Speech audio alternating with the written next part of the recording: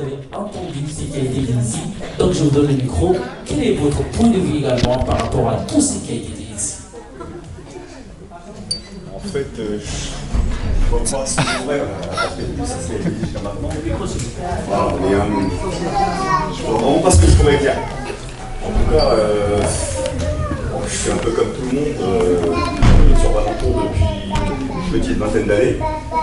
On subit un peu les choses qui viennent de part et d'autre dans chacun des quartiers. On se sent un peu impuissant.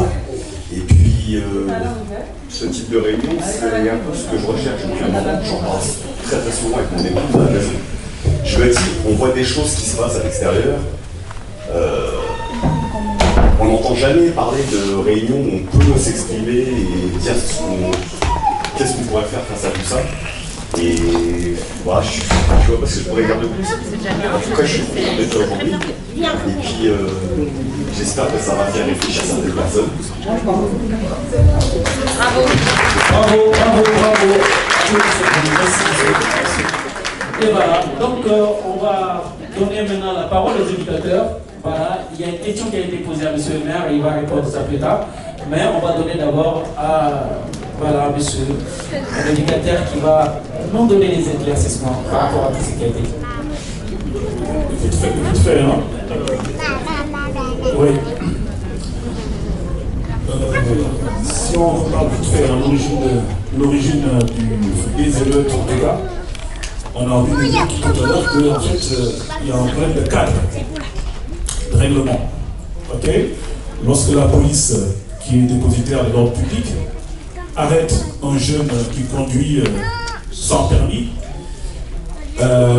lorsqu'on vous dit arrêtez-vous, je parle aux jeunes, et même aux moins jeunes, bien sûr, mais il faut s'arrêter. Il faut s'arrêter. Donc il y a un cadre, il y a un règlement, il y a un ordre. Il faut essayer d'arrêter. Et ça a conduit ce conseil, les policiers qui sortent leurs armes et qui tirent par peur et aussi peut-être pour protéger d'autres personnes, d'autres citoyens. Donc souvent on oublie, on a parlé des émeutes tout à l'heure depuis 2 heures, et on oublie pourquoi on est arrivé à ça. Donc il y a ce problème de cadre, ce problème d'ordre. Ça s'est passé bien sûr loin d'ici, il y a le jeune Naël qui a été tué paix à son âme, mais aussi à Valentour, il y a eu un jeune aussi qui a pris une balle en pleine poitrine, il y a 2 ans. Voilà. Voilà. Pareil, hein, c'est le même cas de figure, Dieu merci, il est resté en vie. Mais pour rappeler juste encore une fois que ce soit la France, même dans le monde, voilà, lorsqu'on passe quelque chose, on passe un permis, c'est pour apprendre des codes. D'accord? Voilà, lorsqu'on passe en code de permis de conduire, c'est pour se dire que il y a beaucoup de bruit. Mais bon, je vais essayer de faire vite. Juste dire que il faut essayer en tout cas d'écouter. Et là, je parlais de code de la route, le respect des policiers et autres. Mais encore une fois, là, je parle aux parents. Voilà, donc très simplement, toujours discuter, parler, éduquer à la maison, apprendre les bons gestes, apprendre les bonnes manières de parler et apprendre la conduite. Voilà, tout simplement ça. Après, le reste, je pense qu'il n'y a pas besoin de conseils, c'est quasiment naturel de faire. Voilà. Merci beaucoup. Voilà, applaudissez pour lui. Voilà, donc madame, tout ce qui a été dit, donc je pense que vous avez pris note. Qu'est-ce que vous avez à dire aux enfants et aux parents? Au risque de me répéter, ce que je pourrais dire essentiellement, c'est de s'affirmer et de pouvoir dire ce qu'on pense, ce qu'on ressent. Tout peut se dire, tout peut s'entendre, tout dépend de la manière dont on le dit. Et de pouvoir trouver nos règles, avoir des personnes autour, des personnes référentes avec qui on peut échanger. Et M. le maire m'a confirmé, il y a des éducateurs sur la rue de Valentour, il y a des médiateurs, il y a des personnes, en tout cas des adultes référents avec les personnes sur lesquelles vous pouvez discuter, échanger, et c'est primordial en fait, de pouvoir vraiment échanger, discuter. Et je ne dirai jamais assez, mais connaissez-vous, ayez confiance en vous, connaissez-vous, et c'est la clé du succès.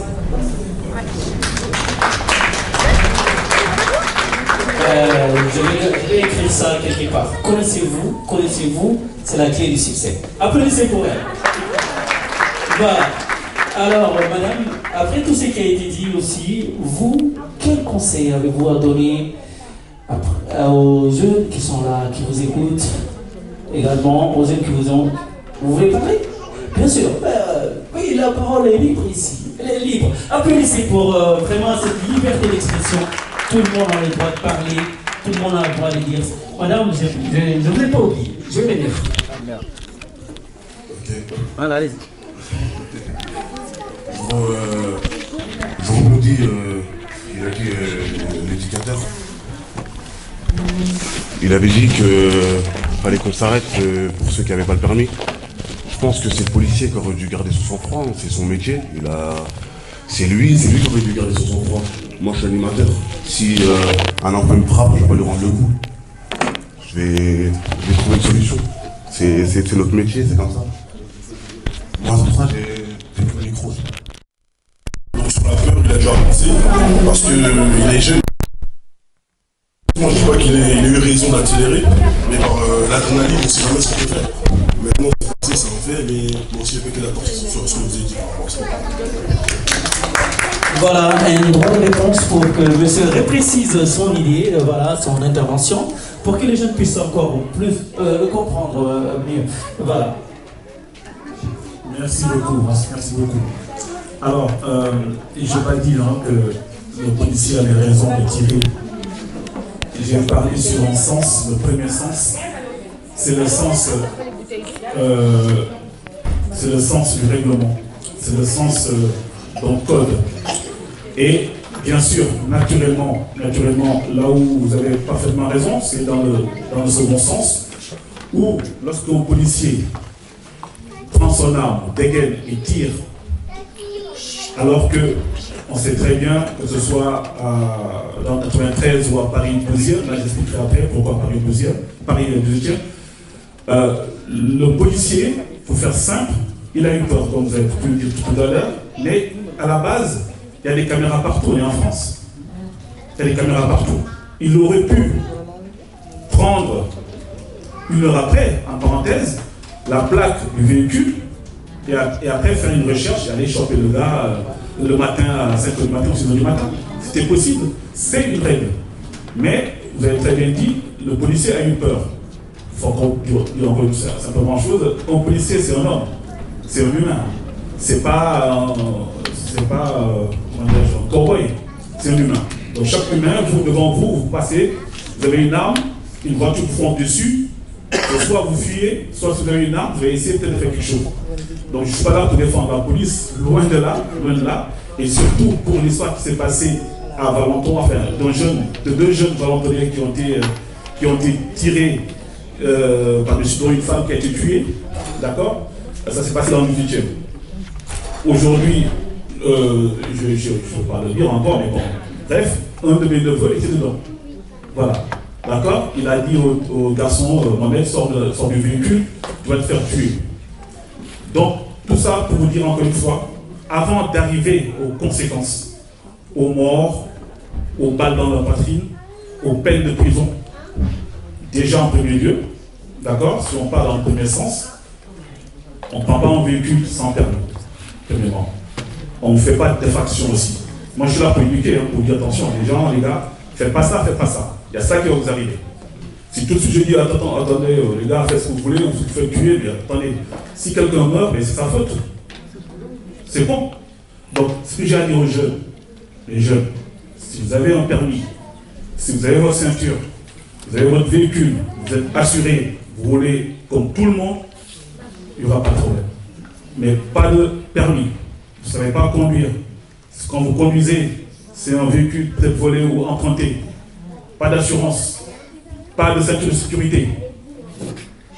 Et là, si moi je vous dis en tant qu'éducateur, faites ça, c'est que j'ai rien compris, changer de métier. Voilà. On ne va pas se voir la face. Moi j'étais jeune aussi. J'ai peut-être fait des bêtises aussi dans ma vie, vous ne savez pas. Mais aujourd'hui, si on se met à notre place, lorsqu'on voit des gens qui se font tuer, moi j'ai eu mon neveu, je l'ai élevé, je l'ai torché le cul, il a failli mourir. Dans le 18e. Et sa copine qui était devant, en fait, sa copine, une jeune fille qu'ils ont rencontrée en boîte, sortie de discothèque, a pris une balle dans la tête. Parce que le chauffeur, un gars de Valenton à l'époque, n'avait pas de ceinture, défaut de permis, et il a pris une balle en pleine poitrine. Et c'est mon neveu qui a dit, sors du véhicule, tu vas te faire buter.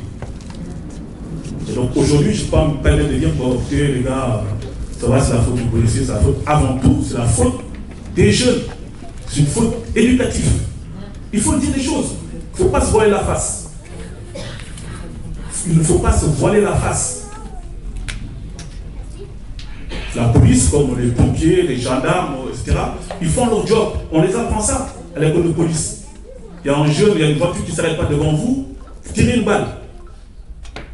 Il y a un code, c'est L122. Il tire une balle. C'est très récent.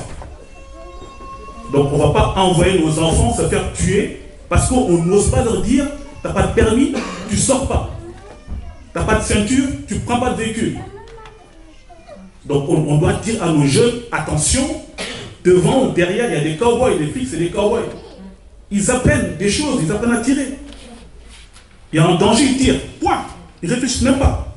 Il y a des caméras, des smartphones qui filment tout, ils s'en foutent. Ils sont là pour tuer. Et les flics, ils ne font pas de prison. Ils se font muter en Guyane, en Polynésie française, ou à Bordeaux lorsqu'ils sont de Paris. Mais vous, quand vous tirez dessus, vous êtes au... Voilà, 6 mètres sous terre, quoi. Donc il ne faut pas se voiler la face. Avant toute chose, c'est à nous de faire attention aux parents, attention à vos enfants, les jeunes, attention, faites pas de conneries, faites plus de conneries. On est là pour vous dire des choses, les gars, il faut que ça rentre dans la tête, quoi. Parce que quand ça arrive aux autres, il n'y a pas de problème, ça arrive à la télévision, Naël c'est la télévision, Mohamed, moi j'ai connu ce garçon, hein, aussi. Une balle en pleine poitrine, il a failli mourir. À 2 cm près, il aurait pris une balle en plein cœur. Donc il faut arrêter les choses, quoi. Moi je vous comprends, hein, être à la place de l'autre côté, voilà. Mais bon, là on parle de vie, on parle de mort, on parle de choses où c'est inévitable. On vous tue, hein. Il n'y a pas de... On ne négocie pas, quoi. Donc pour un permis de conduire à 500 €, 200 €, je ne sais plus, en plus, ma Valentin, il y aura des permis gratuits, mais c'est monsieur le maire, alors vous offrez les permis. Voilà, venez, on va vous aider à passer le permis de conduire. N'est-ce pas? Voilà, merci. Vous allez répondre à la question.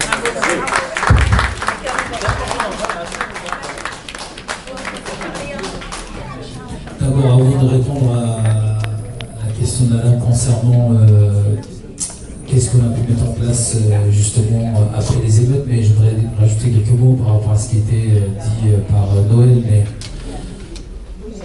bien sûr que aujourd'hui, nous souhaitons que la police, bien sûr, fasse son travail, et elle le fait très bien, et c'est son rôle de travailler pour notre bien à nous, pour nos enfants. On est content d'avoir les pompiers quand on a un incendie, on est content de voir la police quand on a un problème.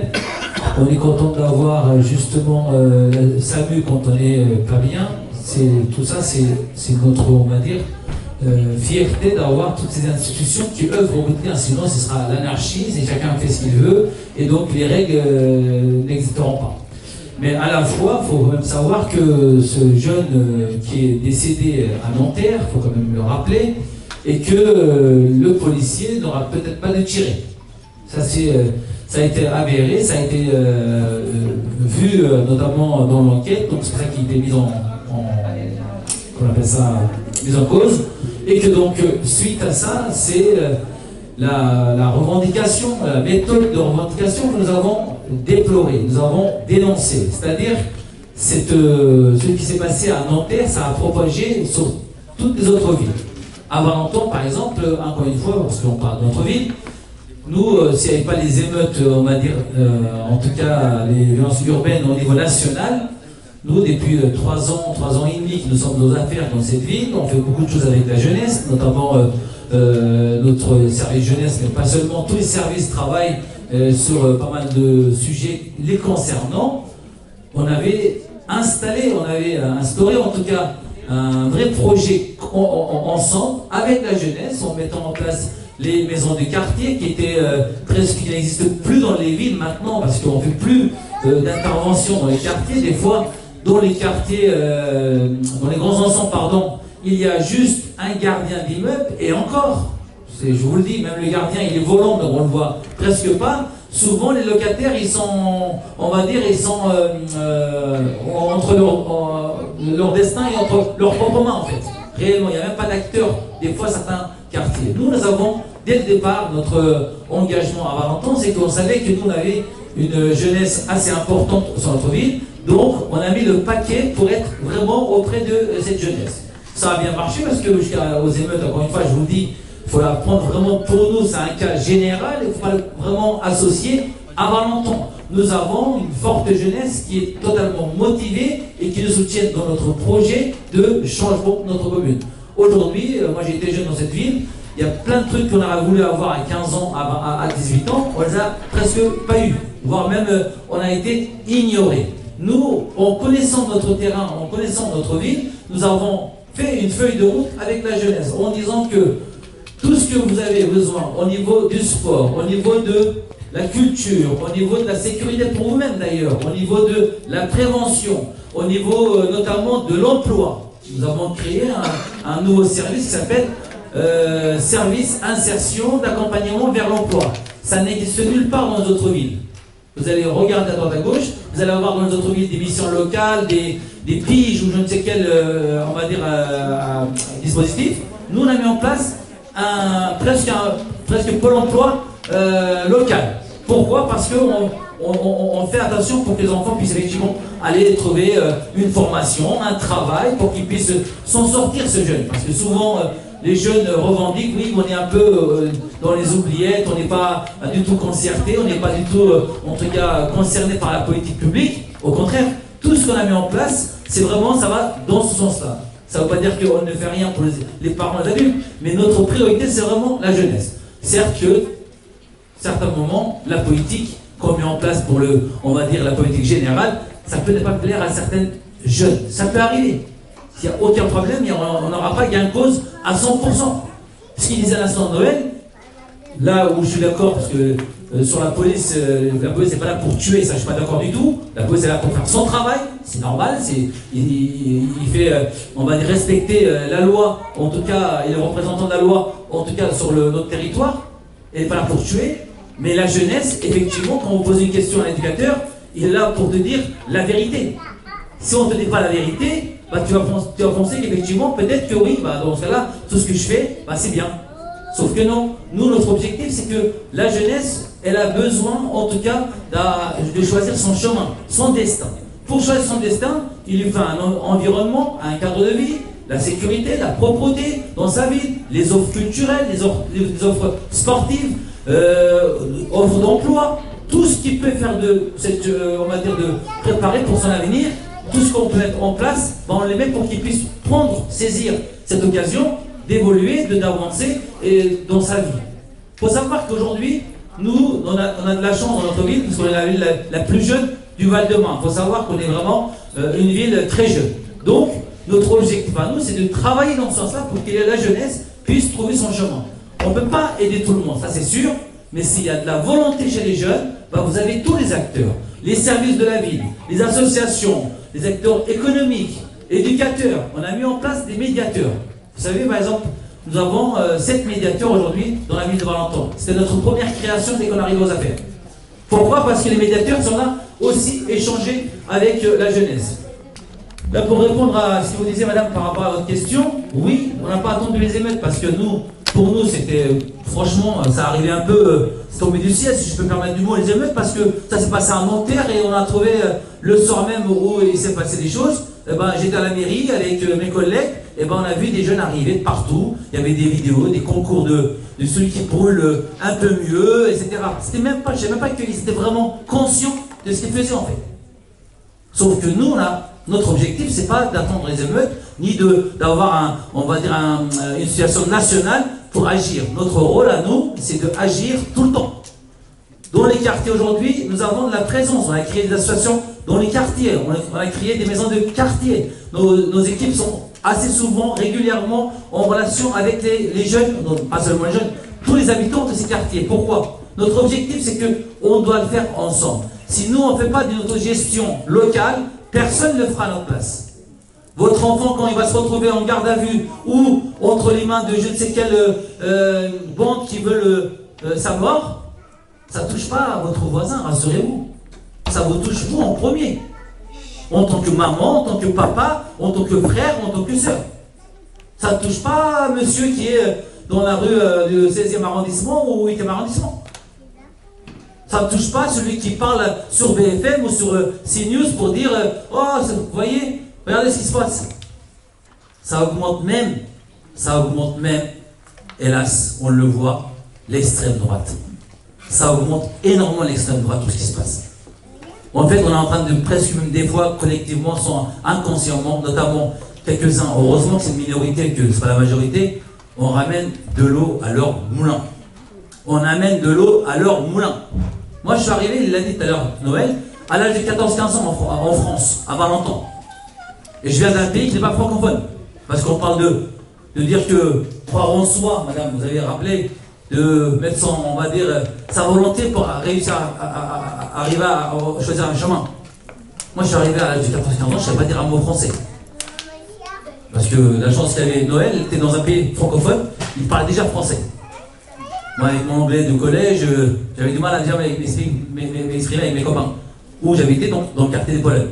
J'ai grandi dans un quartier. Je ne suis pas non plus d'accord, par exemple, quand on rentre dans des postures de victimisation.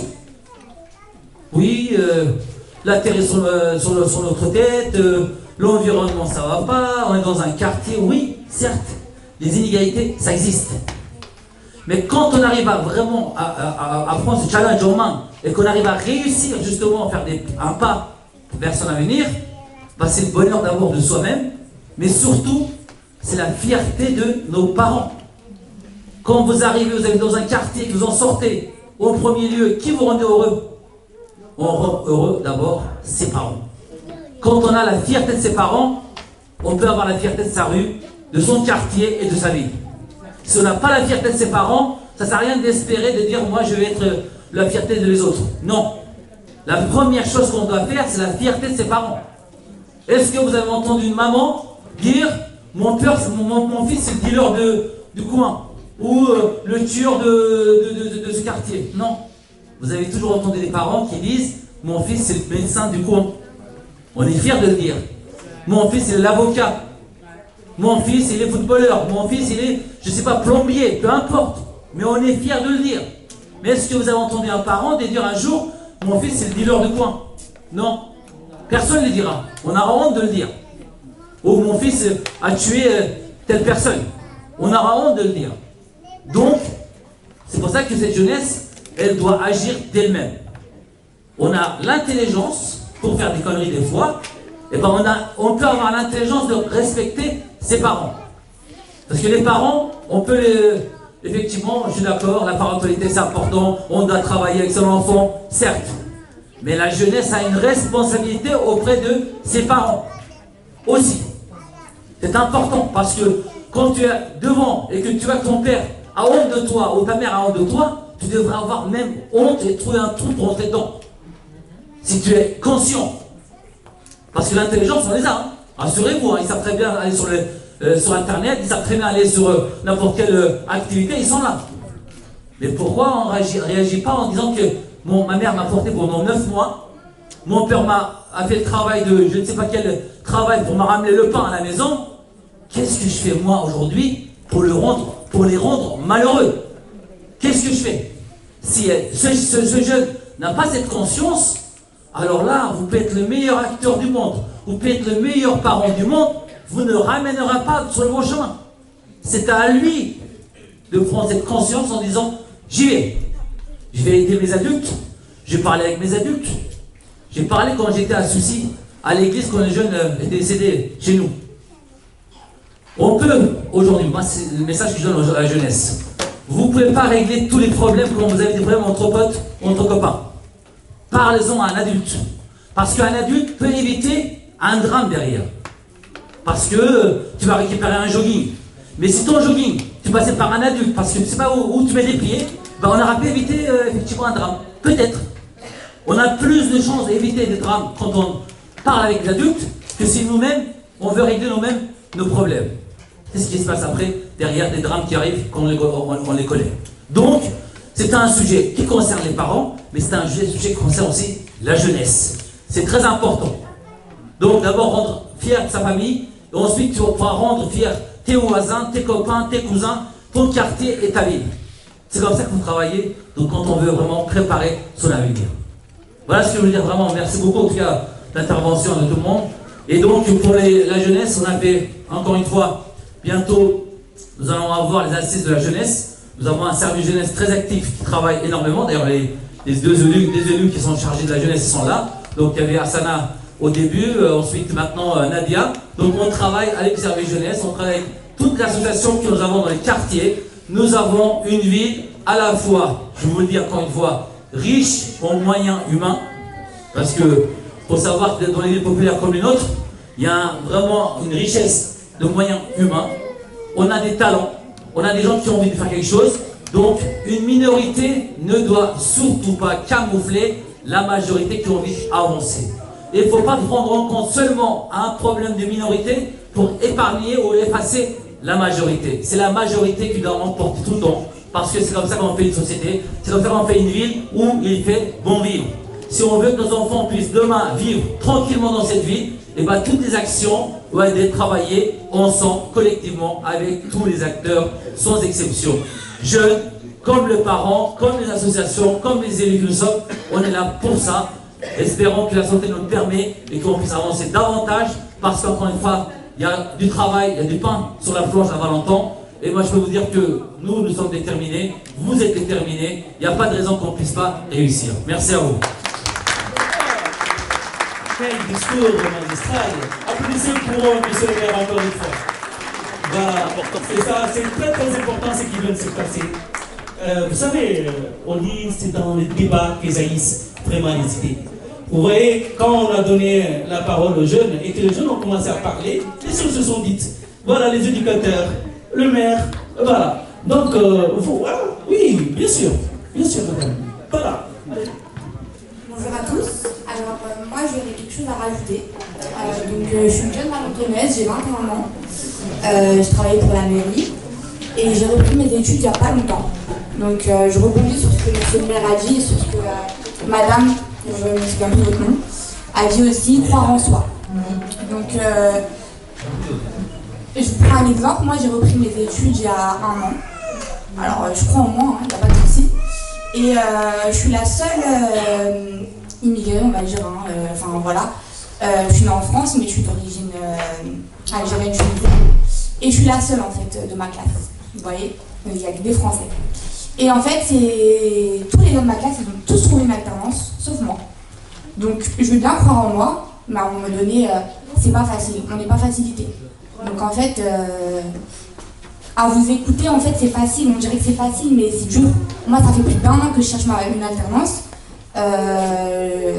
Et je trouve pas, en fait. Donc, c'est pas facile. On y met d'une autre, on essaye. On essaye de s'en sortir comme on peut, mais on n'est pas facilité. Donc voilà, je tenais juste à le rappeler qu'il y avait des difficultés quand même quand on n'était pas français. Et voilà, pour répondre à cette, je vais donner la parole à madame. Je pense que vous allez mieux répondre à cette question. Et voilà ce qu'elle vient de dire. Merci, j'ai pas le prénom, mais du coup, pardon, Maïssa. pour ton témoignage, enfin, je te souhaite du coup. Mais oui, en fait, l'idée c'est pas de dire que c'était facile, c'est que c'est possible. Et je ne vois pas.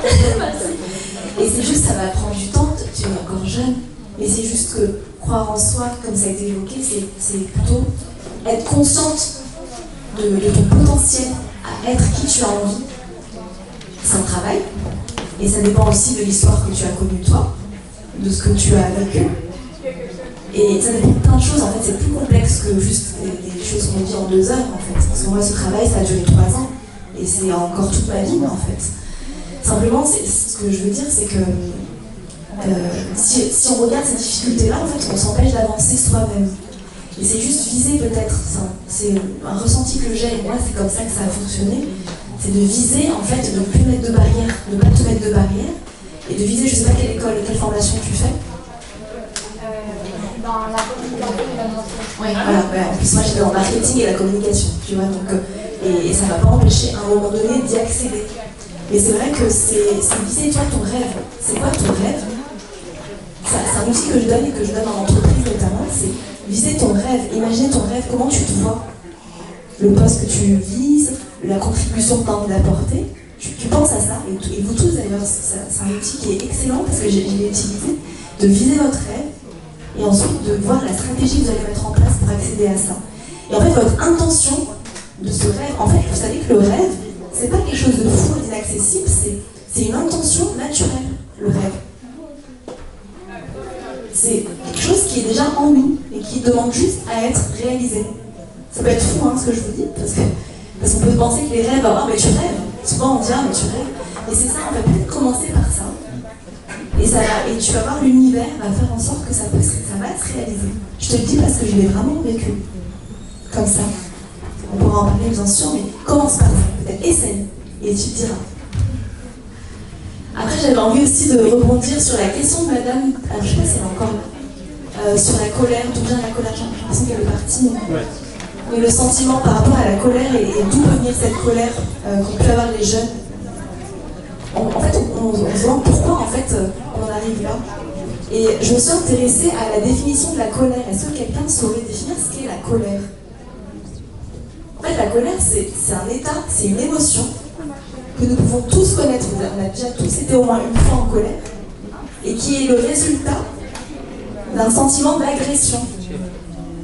Un désagrément, quelque chose qui ne nous a pas plu. Et tout le monde peut vivre cette colère. Et ce qui se passe, qui a peut-être pu se passer chez les jeunes, c'est que cette colère, elle peut résulter d'un besoin auquel on n'a pas répondu. Et en fait, quand on ne répond pas à un besoin, alors je ne sais pas si vous connaissez, il y a des besoins fondamentaux de l'être humain. Donc il y a le respect, d'être en bonne santé, l'inclusion. Il y en a 7 en tout qu'on peut étudier. Et s'il y a un des besoins qui n'est pas tout à fait répondu, ça peut créer de la frustration et un déséquilibre. Et si ce besoin n'est pas répondu, ça peut être aussi un besoin d'amour. Par exemple, un enfant qui recherche l'affection de ses parents et que le parent n'est pas en mesure de lui apporter, ben en fait, ça crée de la frustration. Et ce mouvement est répété tous les jours. Et à force, en fait, ça s'accumule en fait. Cette frustration, elle s'accumule. Et tout à l'heure, je ne sais plus qui, je crois que c'était Noël qui parlait d'un moment, ben en fait, si elle n'est pas apaisée, cette frustration, elle se transforme en colère. Et moi, c'est ce que je ressens par rapport à ces jeunes, c'est qu'en fait, ils n'ont pas forcément compris là où ils en sont. Les parents font ce qu'ils peuvent, comme je disais tout à l'heure, et que ben, du coup, ça devient de la violence. Et puis, il y a l'influence du groupe. Et vas-y, je mets des challenges, et je les réseaux sociaux qui amplifient. Et puis les médias en plus, qui amplifient encore plus. C'est horrible. Je regarde plus, hein, du coup, mes familles, parce que c'est très anxiogène et ça donne une image qui n'est pas la même du tout, du monde. Et c'est ça, en fait, ce que je voulais passer comme message, c'est que c'est insidieux. Et les jeunes, bah, s'ils ont 13, 14, 15 ans, ils ont déjà accumulé peut-être 13 ou 14 ans de besoins qui ne sont pas répondus, vous voyez. Et du coup, ça crée de la violence, et dès qu'il y a une étincelle, bah, ils foncent en fait. Et ils y vont parce qu'ils n'ont pas de repères. En fait, ils se repèrent à l'extérieur et aux autres, mais pas leur repère intérieur de ce qu'ils sont à l'intérieur. Parce qu'on n'a pas appris en fait. Voilà, ce que j'avais envie d'apporter. Voilà, merci beaucoup. Voilà, bien sûr. On va prendre. Oui, allez-y. Excusez-moi, je voulais juste reprendre un petit point sur un point, sur ce que vous avez dit, vous avez totalement raison, mais sur ce point, c'est de dire, entre guillemets, Naël, il a une faute dessus, parce qu'il n'y a rien qui excuse un meurtre. C'est comme si, par exemple, on prend une personne qui se fait agresser sexuellement parce qu'elle a une tenue courte. Il n'y a rien qui justifie ça. C'est qu'il est à l'arrêt, dans tout, il n'a pas été bon dans son code de la route, il n'a pas de permis, il y a ça, il n'y a pas de souci. Mais maintenant, il est mort, c'est passé. Mais pour une mère, on lui dit c'est ta faute, mais ton fils a fait ça, ça passe mal. Ouais, moi, c'est juste dans ce sens-là que je voulais vous dire. Mais sinon, sur le reste, c'est totalement raison. Vous êtes un éducateur, vous avez certaines choses à dire, vous ne pouvez pas dire oui, on sait tous, la vérité, on la sait tous. Mais dire que c'est la faute de Naël sur un point, c'est juste sur ça que c'est dur à encaisser. Vous voyez ce que je veux dire? C'est que ce truc-là. Parce qu'à un mort, il n'y a rien qui excuse un mort. Il n'y a rien du tout, même si c'est ça que je veux dire. Voilà, donc on aura la réponse, bien entendu, rapidement. Oui, je vais faire vite, oui. absolument, il n'y a rien qui n'excuse un mort. Et c'est vrai que c'est une faute malheureuse et partagée. C'est une faute partagée. Et la police, les policiers, je les connais parfaitement bien. Hein. J'ai fait une garde à vue parce que, voilà, il y a des choses où je n'étais pas d'accord, moi aussi. Hein, et je connais la garde à vue, hein, j'avais fait. J'ai eu des menottes, garde à vue, j'ai fait. Donc c'est comme ça. J'ai tapé sur la police pendant des années. Pour faire vite, j'explique. Lorsque Naël a été tué, abattu, je me souviens longtemps, c'était juste, allez, quelques mois avant, le jeune Valentin qui a pris une balle en pleine poitrine. Il n'y avait pas une seule personne au Valentin qui est parti à Paris manifester. Dire la police tue. J'étais le seul au Valentin à partir à Paris, à provoquer une marche contre la police. On était 2000. Donc du coup, j'ai ma casquette en tant que père, valentonné, un jeune Valentin qui a pris une balle. Et j'ai aussi été aussi contre la police qui ont tiré quasiment sans alerter. Voilà, donc c'est vrai que lorsqu'on dit à des jeunes, attention, faites pas ceci, faites pas cela, c'est normal, c'est notre travail. Voilà. Mais on sait que la police, malheureusement, aujourd'hui, il y a un article, comme j'ai dit, depuis 3 ans, 5 ans, pardon, qui a été voté, qui donne plein pouvoir aux policiers. Quand on sait qu'en face, il y a des gens, ils ont le pouvoir de tirer. Juste quand vous dites, arrêtez, vous n'arrêtez pas de tirer. Ils ont ce droit-là. Quand on sait ça, alors franchement, quand je passe dans la rue, on me dit que le feu rouge traverse au feu vert, j'attends que le feu soit rouge et je traverse, si on me fait tuer, c'est ma faute. Par exemple, par rapport à Naël, bien sûr, c'est triste, c'est pas la faute à Naël, même s'il a fait une bêtise, il a fait une connerie. Malheureusement, le policier, il n'a pas vu que c'était un enfant, un gamin, et puis il a tiré. Il n'a pas réfléchi. Voilà, donc en fait, c'est un victime collatérale. Et aujourd'hui, tout le monde a subi les conséquences, malheureusement. Et aujourd'hui, il faut qu'on évite, bien sûr, voilà, ce qui s'est passé, que ça se reproduise. C'est ça le sens, en fait, des choses. On évite que ça se reproduise parce que vous savez que les parents, peut-être un parent, c'est déjà un parent déjà, et on ne va pas rester jeune éternellement. Parce que nos enfants, moi j'ai 2 fils, hein, voilà, 21 ans et 19 ans. Voilà, moi je dis à mes fils, attention, ce qui s'est passé là, ça peut se passer encore. Et encore et encore et encore. Les flics, encore une fois, ils sont payés. Ils sont salariés.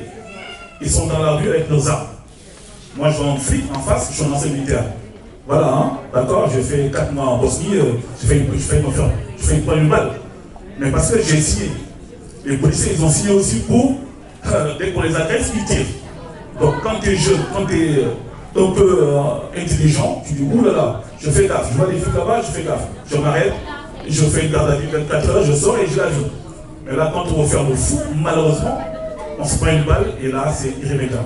Et c'est ça que je dis. Et moi, après les émeutes, 15 jours après, je suis parti à Aulnay-sous-Bois. J'ai vu des jeunes à Aulnay-sous-Bois, c'est mon travail. Et j'ai parlé aux jeunes. Je n'étais pas content, j'ai vu sur les murs, j'ai les larmes aux yeux. Les jeunes, ils ont tout pété. Et on a parlé aux jeunes, les gars, il y a ça, ok. Et certains ont compris.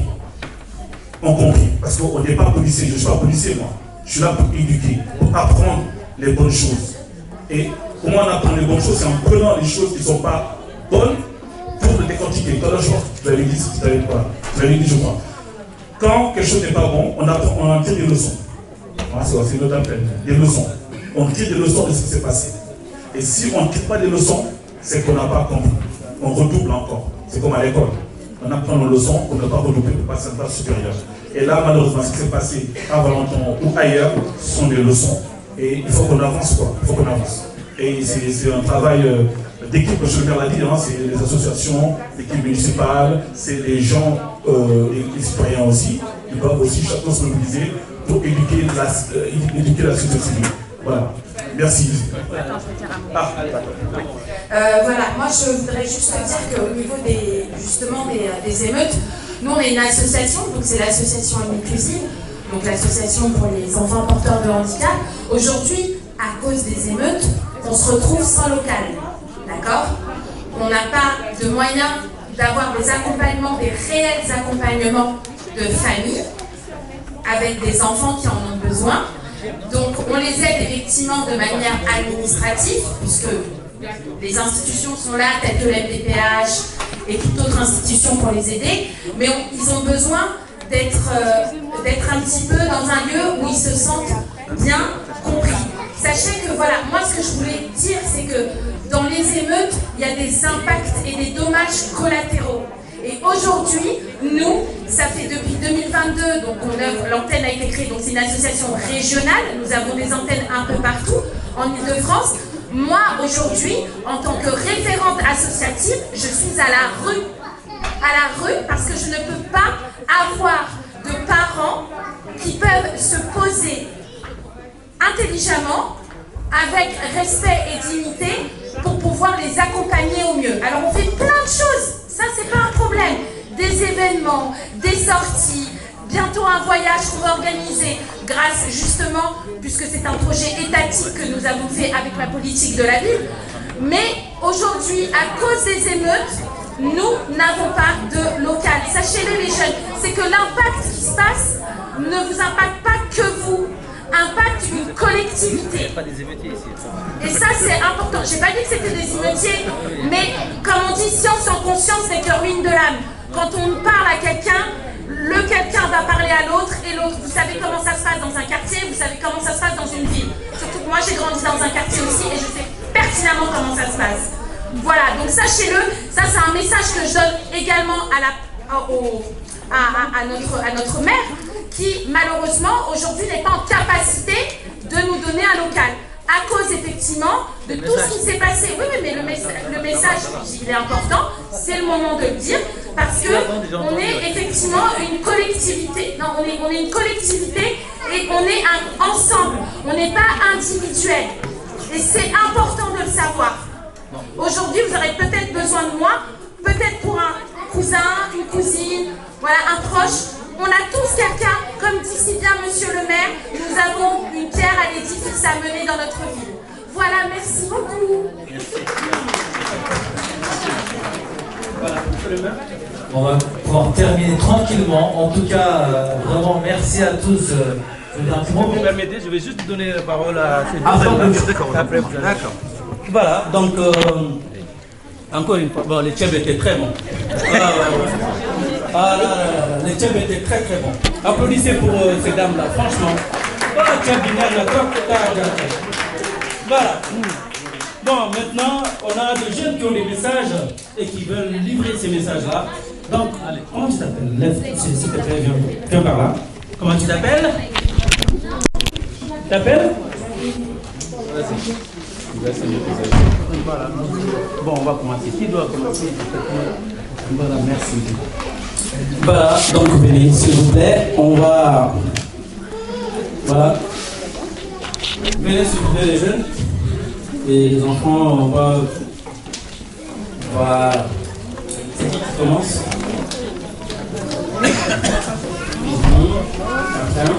C'est lui qui commence? Il n'y a pas alors, vous venez par là pour que tout le monde vous voit, pour que monsieur le maire vous voit. Donc, venez par là, s'il vous plaît. Voilà. Venez par là. Bravo.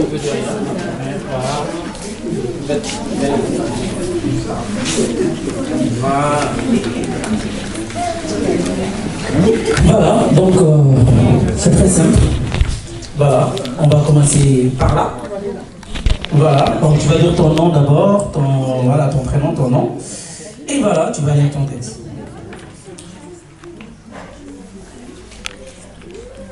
Ok. Ah ok, d'accord. Voilà, donc on commence. Donc je vous donne. C'est qui commence? Voilà.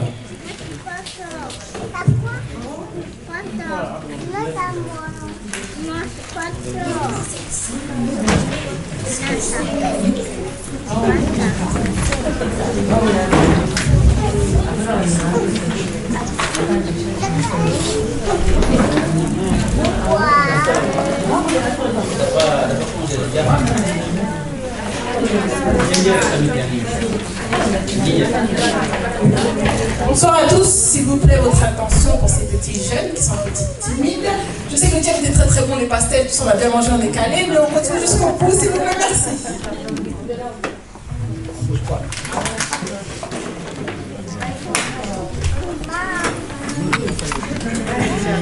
Monsieur le caméraman, c'est bon?